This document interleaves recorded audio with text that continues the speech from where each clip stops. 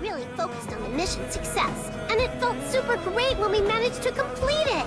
So does this mean you've decided to become a shinobi? I think being a shinobi's so fun!